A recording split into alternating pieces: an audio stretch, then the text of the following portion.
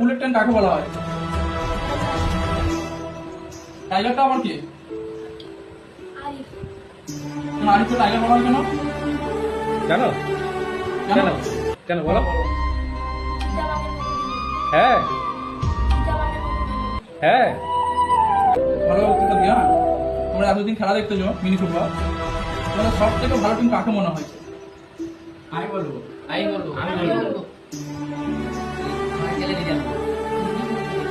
হ্যাঁ তোমাদের eligible brigade.